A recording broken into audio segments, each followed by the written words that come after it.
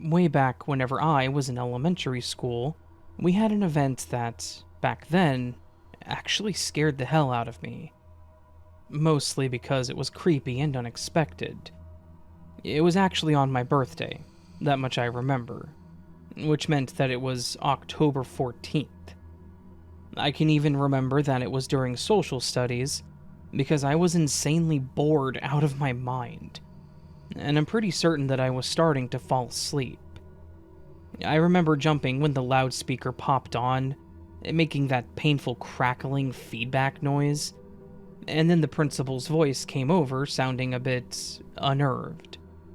That's when we got the alert, one that I genuinely didn't expect. Attention all students and staff, we are on lockdown, this is not a drill. Please remain calm and follow all lockdown procedures. Our teacher immediately went and shut the door, locking it and turned off the light. She then motioned us all to the back of the room, trying to control the fear and chaos that was starting to erupt. We all knew what lockdown meant, and I think, even at that age, we were all aware that a threat in the school could mean any number of things. As we all stayed cowering in the back corner of the room, one of the other kids made a comment about how many cop cars were outside. We all watched as the officers suited up and pulled out what I think was riot gear, basically. I was young, so I just remember them having really big guns and a shield from the trunk of their car. I think something about this made it all worse. The big guns made my mind think that there was a gunman in the school, and that he was going to come barging through the door at literally any second. I kept thinking that they needed to hurry up, that if they kept going so slow, things were going to get really bad. After a while longer, minutes that felt like a slow and agonizing eternity, the principal came back over and informed us that we were still under lockdown.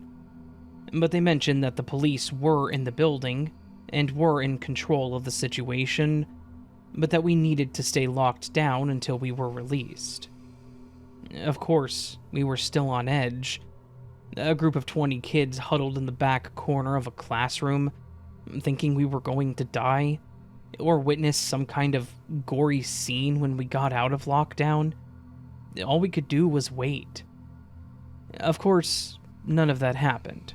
I'm still here, and thankfully not terribly scarred. Seeing some messed up situation, then walking out, but the real situation was actually pretty terrifying. Apparently, there was a man that was fleeing from the police, and he'd run into the school through the front door, which at the time wasn't set up with a remote lock or anything. He'd run into the building and straight into the gym, which was right by the front door. Thankfully, at the time that he entered, there were no classes in the gym, but the teacher was in there, and he immediately pulled his gun and took her hostage. He took her into her office, and he held her there, claiming that if the cops tried anything, he would shoot her. The cops had been chasing this guy in connection with a series of armed robberies. He'd actually hit 3 different gas stations overnight and into the morning, and he'd taken refuge in our school of all places. While we were all sitting in our classrooms, ignorant to the reality of what was happening, the cops were yelling at this guy, trying to get him to let our gym teacher go, and trying to end this whole situation with nobody dying. I don't know how, but they did get him to give himself up without hurting her, thankfully. This was the only lockdown that I ever had to live through, and for that, I am thankful. I feel awful for our gym teacher, and she took some time off after this, but I'm also thankful that there wasn't a class in there at the time, because if there were, this guy with a gun would have had a lot more options as far as hostages went. And I'm not sure how the police would have been able to handle this dude threatening to shoot a bunch of children if they didn't let him go. I think we were all a bit traumatized by this, because it was scary. But it could have gone much, much worse.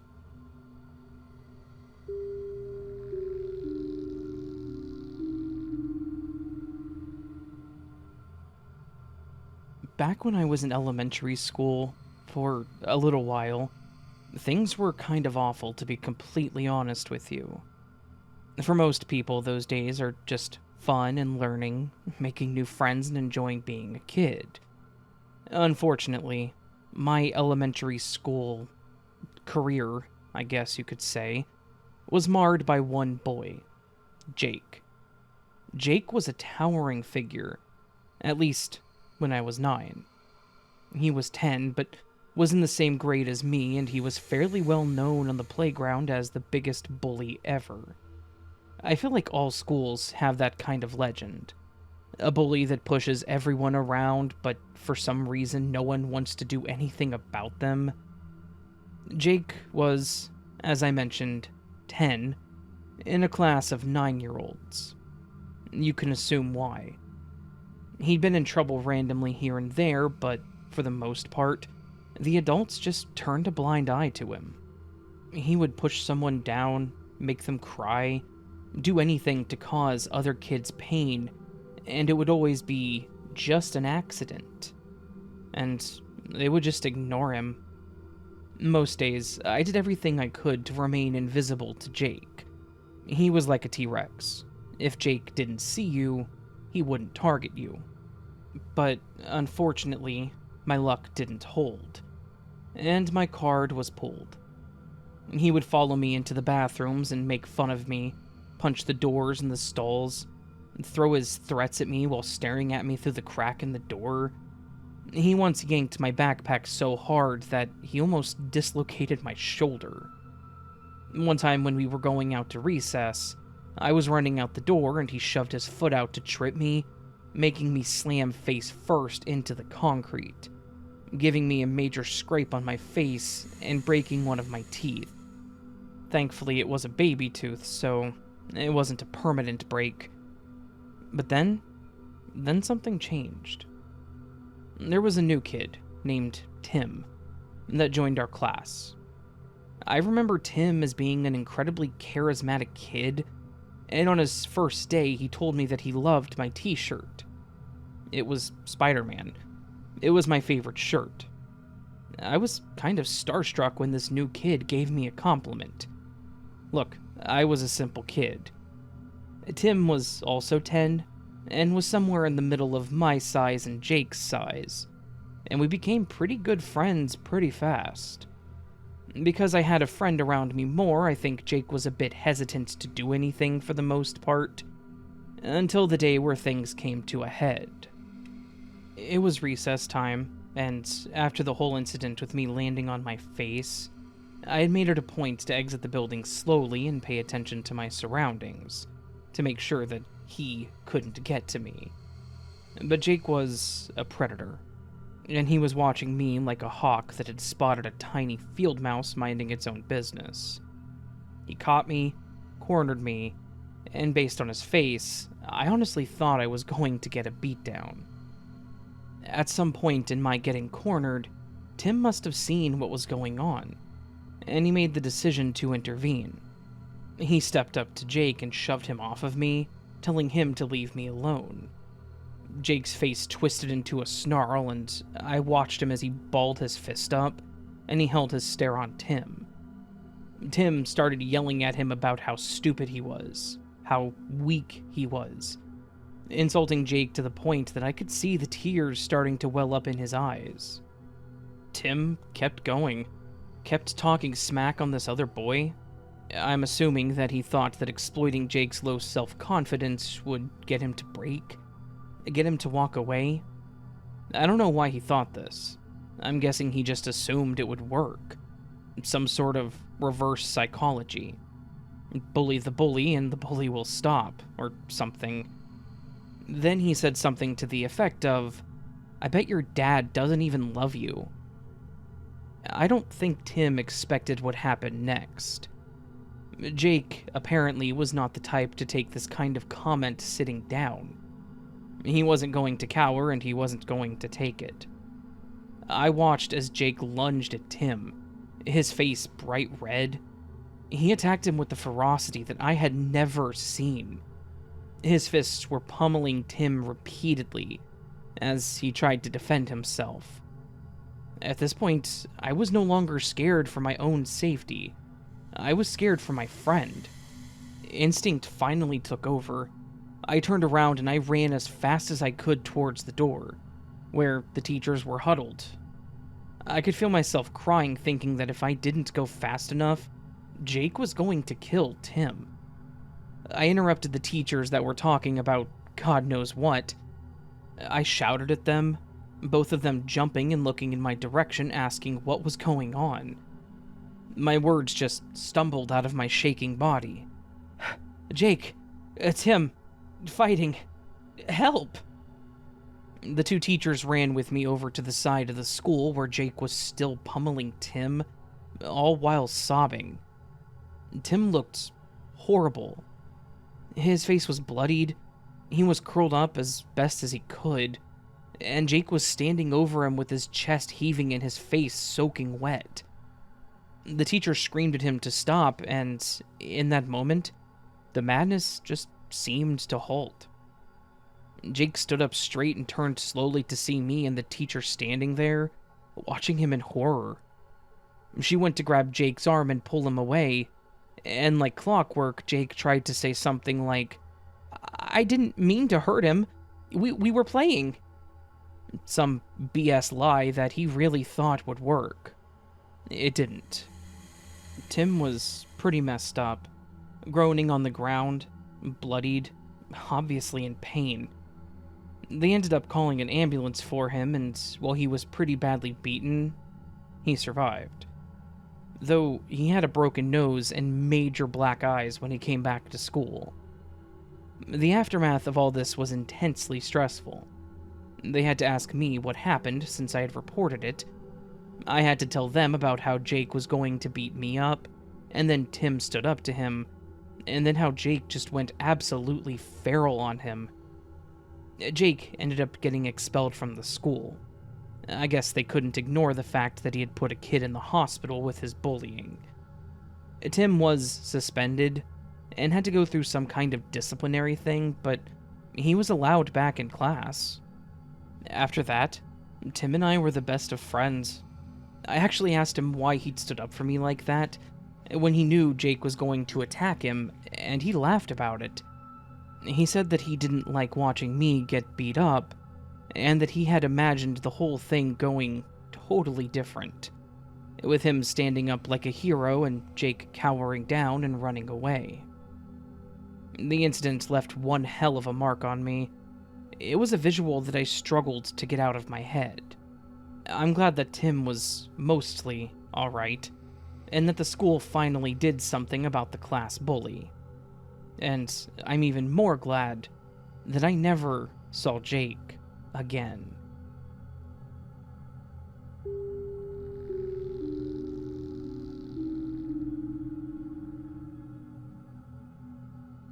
This happened in middle school.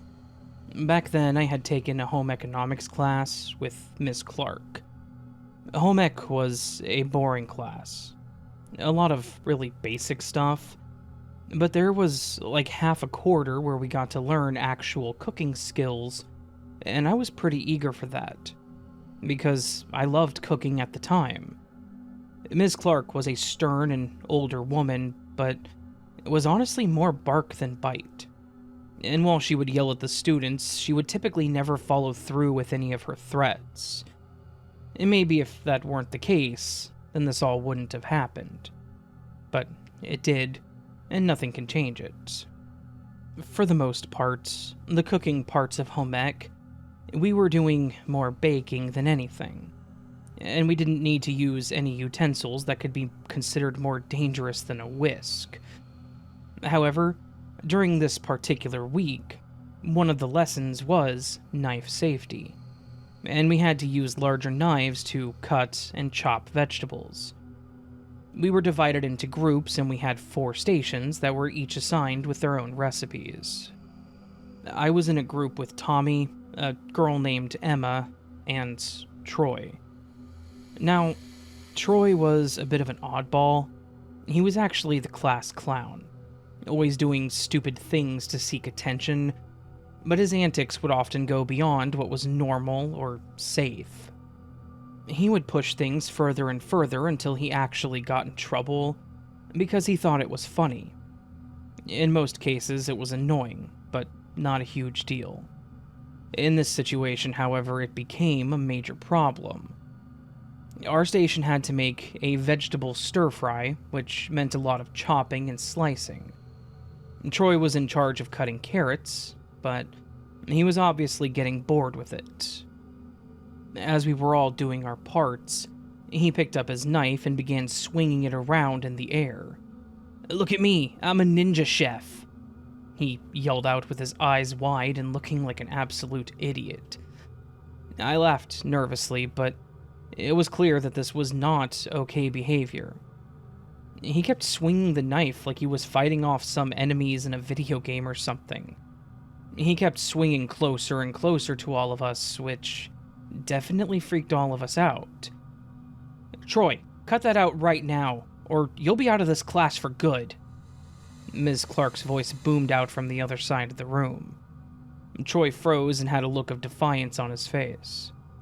He lowered the knife and muttered something under his breath, but the warning seemed to have done its job. For a while, things went back to normal. We all continued our cooking. Troy even went back to cutting up the carrots, but he was clearly unhappy with being told to stop playing his little game.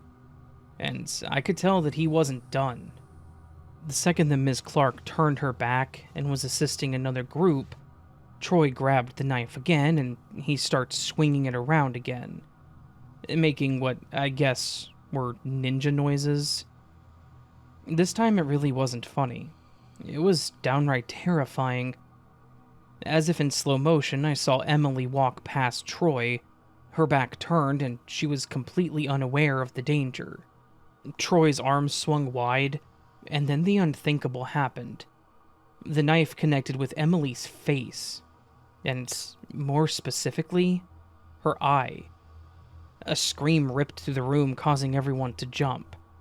Emily's hand flew to her face, blood running in between her fingers. Chaos ensued. Miss Clark rushed to Emily's aid, her face pale and her hands shaking.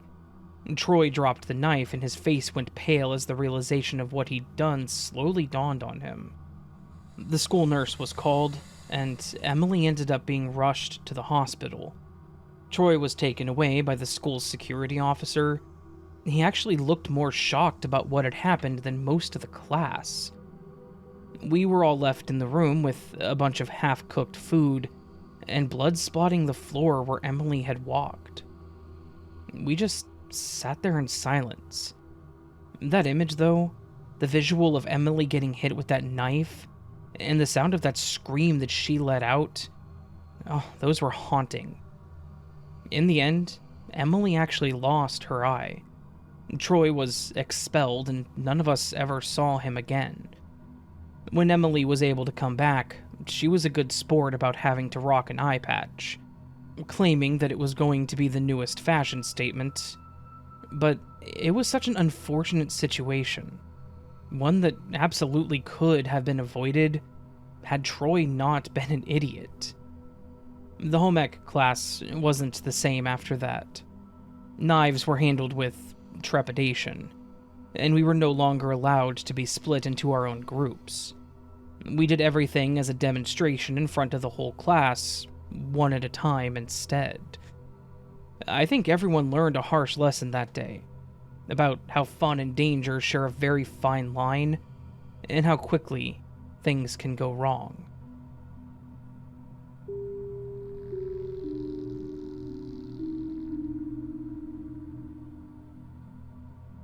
Hello, Raven. I hope the story is good enough for your school stories. It is. So, in school, I was bullied a lot. I was a chronic new kid that was chubby and tall, and this seems to be the target for bullies. This was when I was in middle school, so early 90s, and I was living in northern Nevada. To get to the story, I was about 12 and 200 pounds. So, yeah, bully magnet. And there was one kid that hated me. He was the kind of guy that loved to intimidate everyone. He was big enough that he even scared the teachers. It was split up into periods with different subjects taught per hour. This bully, let's call him Chad, decided that I was the one that he wanted to cheat off of in math. This was not a good idea. I have never been good at math. I was barely passing. Like every little bit of extra credit was keeping me passing. Chad would sit next to me and copy off of my work, and then when he would get the grade back, he would beat the crap out of me after school. This was extremely stressful, and I didn't know what to do. Now, my brother was 8 years older than me, and I asked him for advice. He told me to stand my ground, and that was it. Not how to stand my ground, not where to stand, nothing. Not much help there, so I asked my friends. Not much help there either. They were all terrified of Chad. Now, let me explain Chad a little bit more. Chad was 16 to my 12. He had failed enough that he could drive himself to middle school. He had an after-school job working at some ranches.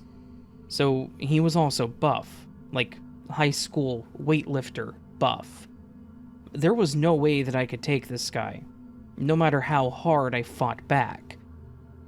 So not knowing what to do, I got mad.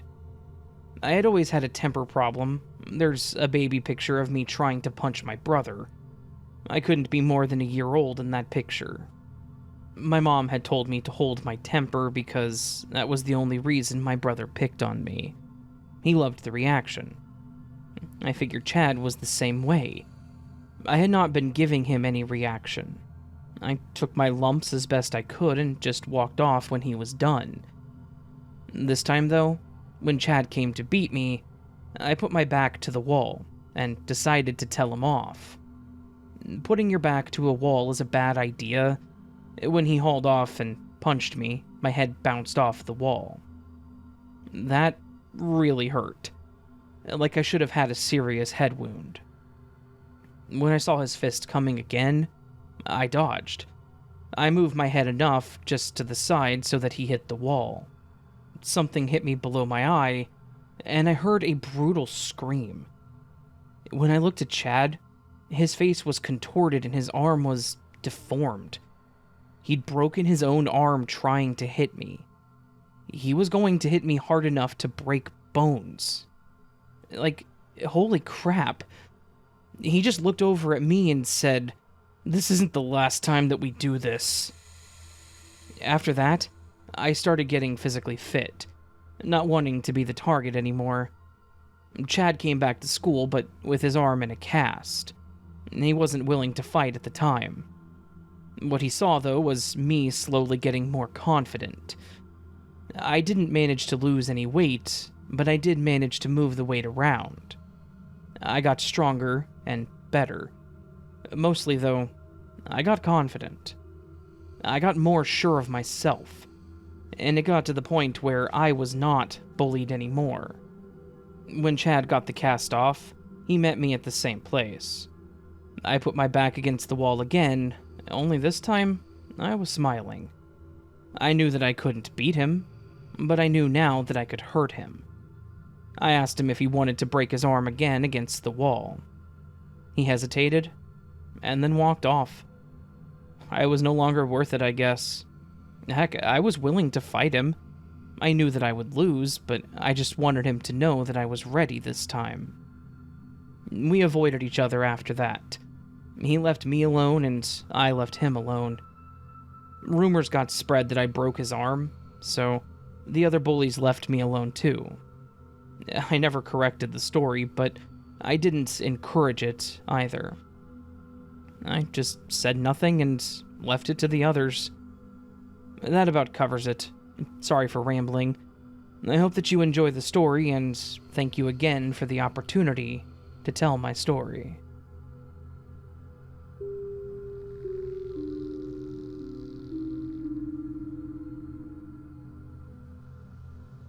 Back whenever I was in high school, there was one section of the school that I hated being anywhere near. It always gave me the creeps. It was in an older part of the school, and it was in the lower section, so the lights were way more dim than anywhere else in the entire school. It almost looked like a hallway from the back rooms, to be honest with you. Dim, off-white paint, locked doors on both sides, and seemingly always empty. I was thankful that I rarely had to go to that section of the school, but there was a point where I had to spend a good amount of time down there, and I swear that some of the scariest stuff happened. Near the middle of my junior year, our school decided to hold some after-hours study programs for students so that we could get through our midterms. They started this about a month before the midterms, and being the person I was, I decided I would take full advantage of it, mostly because I was god-awful at pre-calc. Most nights there would be other people around, friends that I could talk to when walking down that way, toward where they were holding the study halls, so I never felt too uneasy about staying later. But, as is the cliché, there was one evening that was different. I was really head down in my math and listening to some music, trying to really wrap my head around rational functions and such, and I had lost track of time. I paused and looked up at the clock, and much to my surprise, it was almost 8 p.m., and the study hall was empty. The other students were gone, and the teacher was just sitting in his office staring at his computer screen, looking like he was ready to go. I hastily packed up my stuff and headed out of the study hall, thanking the teacher for their help. He reminded me to make sure that I locked the door behind me as I was the last one out. That's when I realized I needed to go up to get my jacket from my locker, which meant that I needed to go through that hallway and up the stairs, instead of just going out the back exit. I sucked it up, and decided that I would just go through the creepy hallway because I was at school. I was 17, and there was no way I was going to let something like the dark scare me. This was a dumb choice on my part. I got about halfway down the hallway, and I swear I heard someone say my name. I turned around thinking that it was the teacher that had been helping me, calling me for whatever reason, but when I turned to look, no one was there. I stood there confused, but shrugged it off, and turned to head the rest of the way down the hallway. And I swear when I turned back around, I saw what looked like a living shadow standing at the end of the hallway. I don't mean that I just saw a shadow. I mean that I saw a person that was a shadow. Or a shadow that was a person. I'm not really sure how I should say that. I watched as this person shadow walked out of the hallway and into the part of the building that I was going towards. When I saw that, and added that to hearing my name, I decided to say nope, and I ran back down the hallway to the back door. I was not going to face whatever paranormal nightmare was taunting me that night. I'm not one to shout about how a place is haunted or whatever, but what I saw was not of this world. That shadow thing was not an actual person.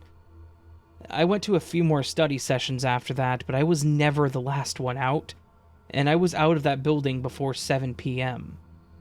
I also did everything I could to avoid that hallway, because I didn't want to see whatever that was again.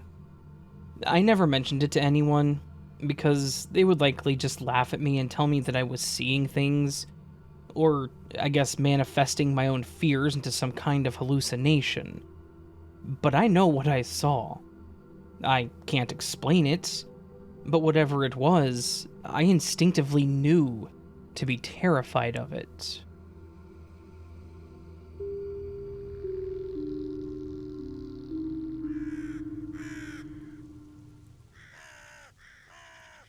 So, that, my friends, was a collection of 5 scary school stories that involve school, happened at school. The entire gamut, actually, elementary, middle, and high school at this point. So, yeah, this is just a scary school stories collection at this point, huh? It's not a elementary, high school, or middle school, it's just school. So, definitely some good stories here today, some creepy ones. Not all scary in the conventional sense, but all scary in their own way. I don't really have an anecdote for this. I think I told the story in the past. I guess I have one little thing I could talk about. Back whenever I was in middle school, we were locked down for, 3-4 hours? I think it was at least 3, because it went from second hour, which was keyboarding class, so typing, and then we were locked in until after lunch, because the school had to call a professional cleanup crew because one of the students broke a thermometer, so there was a mercury spill, so they had to lock the school down, and that was interesting. I think I was in 8th grade, so Patience would have been in 7th, and I think she was there for that. I may be wrong. She's a year younger than me, so I don't remember if that was 7th grade for me or 8th grade for me, but either way, it was terrifying. Not really terrifying. Weird. It was confusing, because they didn't really tell us anything. Like, what happened came through, like, the grapevine kind of stuff, rumors from students that were in the classroom where the mercury thermometer was dropped. And this wasn't like a little, the little tiny mercury drops. It was a large mercury thermometer, I guess. So it was an excessive amount of mercury that was spilled. Yeah. And we just had to wait for the cleanup crew to get into the school and get it all cleaned up and give us the okay. That was a weird day. That was a very weird day. Not scary, like I said, just weird. Anyways, friends, I hope you enjoyed this collection of stories. I know that I did. If you did, please do consider hitting that thumbs up button, as it does help tremendously, way more than you know. The more my subscribers and listeners, recurring listeners specifically, I don't know if you guys know that, but the more that recurring listeners, so return listeners, interact with the video, thumbs up and commenting, actually helps the video get pushed more. So new listeners are good for the channel, but you guys who have stuck around from the beginning, or even have been around for a month, you guys actually help videos get pushed. So I learned that recently, that it's actually more important for recurring listeners to interact than new ones. I still want the new people to interact as well, if you choose to, of course. Anyways, like the video if you liked it, subscribe if you're new and liked what you heard. You can leave me a comment down below letting me know your thoughts if you had any weird school stuff that happened. Of course, if you do have a scary school story and would like to send it my way, just go to astheravendreams.com and click that button. It helps a lot. Sending stories to me does help, seriously. Yeah. So all that said, friends, if, you're having a great day, good. If not, I hope it gets better. Until I do see you again, I hope that you know that you are loved, you are valid, you are important, you're the best you that you can be. Don't forget it, and don't let anyone tell you otherwise. And of course, until I see you again, my friends, much love, and sleep well.